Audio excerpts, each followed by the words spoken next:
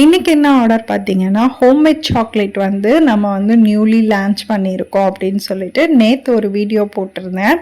அதை பார்த்துட்டு ஒரு சிஸ்டர் வந்து ஆர்டர் கொடுத்துருந்தாங்க. எனக்கு கஸ்டமைசேஷனில் ஒரு சில வேர்ட்ஸ் வச்சு என்னோடய ஆனிவர்சரிக்காக என் ஹஸ்பண்ட்க்கு கிஃப்ட் கொடுக்கணும் அப்படின்னு சொல்லியிருந்தாங்க.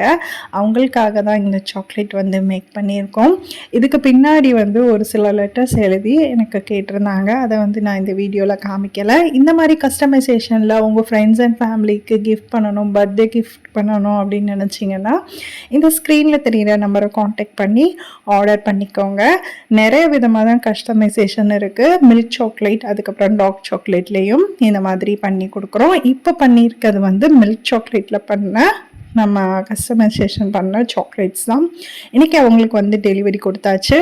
அதே மாதிரி நீங்கள் ட்ரிப்ளிகேன் ஏரியாவில் இருக்கீங்க அப்படின்னா ஹோம் பேக்கில் ஃப்ரெஷ்ஷாக கேக் பண்ணி வேணும் அப்படின்னு நினச்சிங்கன்னா இதே நம்பரை காண்டாக்ட் பண்ணுங்கள். ப்ரௌனீஸில் கஸ்டமைசேஷன் பண்ணி கொடுத்துட்ருக்கோம் ஆல் ஓவர் தமிழ்நாடு. சாக்லேட்டும் அதே மாதிரி ஆல் ஓவர் தமிழ்நாடு கஸ்டமைசேஷன் பண்ணி கொடுத்துட்ருக்கோம். ஃப்ரெஷ் க்ரீம் கேக் மட்டும் ட்ரிப்ளிகேன் ஏரியாவில் மட்டும்தான் கொடுத்துட்ருக்கோம். தேங்க்யூ.